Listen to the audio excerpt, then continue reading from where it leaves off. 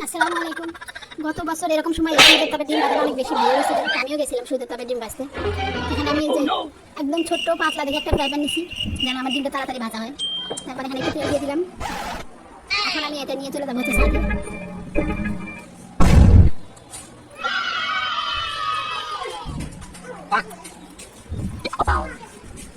তারপরে এই যে চলে আসলাম এই কাঠফাটা রোদের মধ্যে।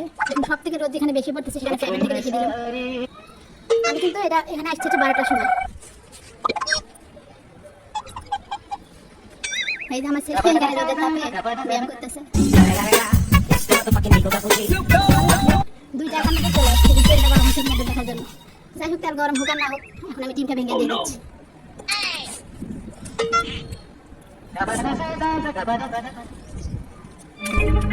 এরপর একটু লবণও দিয়ে দেবো, আমি লবণের সাথে করে নিয়ে যাচ্ছি।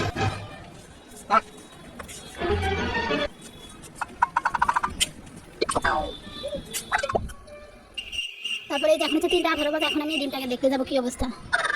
আমার যেমন ডিম তেমনই আছে, কোনো 19-20 হচ্ছে না। এখন আবার বিকাল 4টা বাজে, আবার গেলাম, তাই দেখি না যেমন ডিম তেমনই আছে, ডিমের কোনো পরিবর্তন নেই। আসলে আমার খুব দেখার ইচ্ছা ছিল আসলে কি সুদের তাপে ডিম ভাজা হয়। তবে আমার যতটুকু মনে হয় সুদের তাপে ডিম ভাজা হোক আর না হোক, ডিমের শুট কি হবে আর কিচ্ছু হবে না।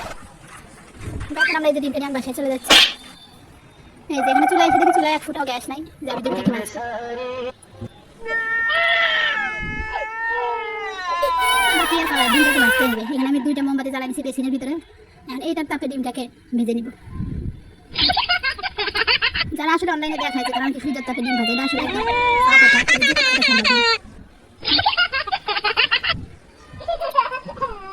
তাহলে যদি খাইয়ে দেয় আর কোনো কাজ না থাকে তাহলে সে যাইতে পারে সুদের তাপে ডিম ভাজতে।